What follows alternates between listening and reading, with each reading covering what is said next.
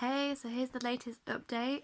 So I think yesterday I was going on about um just caving into tiredness and going to sleep rather than forcing yourself to stay awake. Because then what you could find the next day is that you just waste your day because you can you can't move or you can barely function just from tiredness. Um, so yeah, yesterday I was pretty tired. Um, So didn't do much really yesterday, which can actually make you feel worse. So it's not worth it. It's not worth doing that to yourself.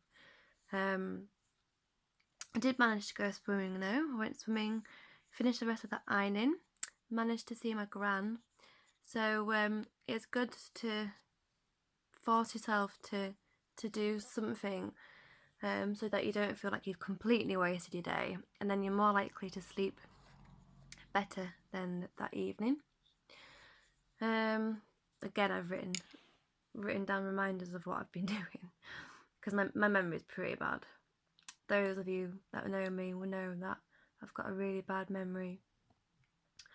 So yeah, was feeling was struggling with the tiredness yesterday, but one thing that is good about that is it puts me off having my evening glass of wine.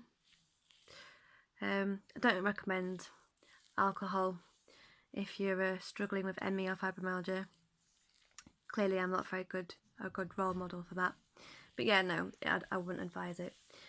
So yeah, then I just chilled, had an early night, as I had work early today. I had to go at 6:30.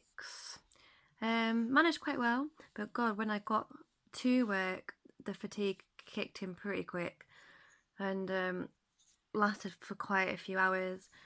And I knew that I would probably feel like that today, so I was kind of hoping that my work colleague would be feeling all right, so that I could just make it a bit easier.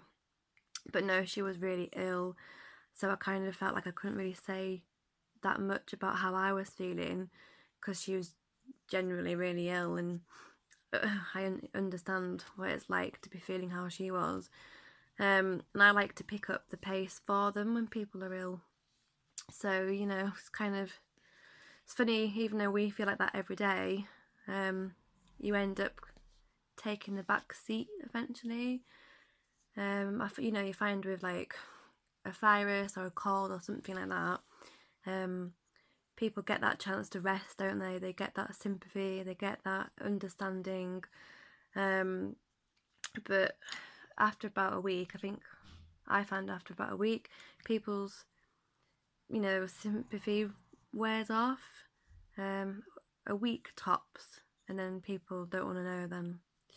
So, but yeah, that's how it is. So I didn't feel too bad by the end of my shift, though that was quite good. And I even ended up staying an extra 2 hours at work. So that's for someone with ME, it's quite an accomplishment to not only be able to hold down a job, but to do that bit extra. And then went to the gym as planned, as I didn't want to let working that bit extra ruin what I wanted to do. Again, that's not always a smart move, but I'm quite bad at rebelling and letting my condition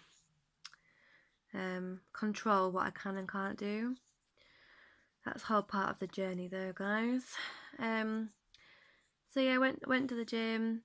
I didn't eat much up to that point, so I was feeling a bit tired, tired than same. Feeling a bit hungry at the gym. Again, don't recommend that. Went home, walked home, and then then I got reminded of just how painful fibromyalgia can be. With your neck is a big part of your body with fibromyalgia that can hurt. So yeah, then I found it really hard to move. So I was like, oh, okay, I'm stuck. I felt sick and exhausted, and so yeah, was it worth it? I guess if you can learn to put up with feeling like that, then I'd say go for it. do your hobbies.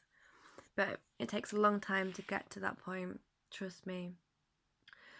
So yeah, but then in my household, if you mention yourself or how you're feeling, it's like it's like the other person wants to have a competition with you. You know, their illness is worse than yours, and they just want to talk about themselves. They don't want to hear what you're talking about. I find, I'm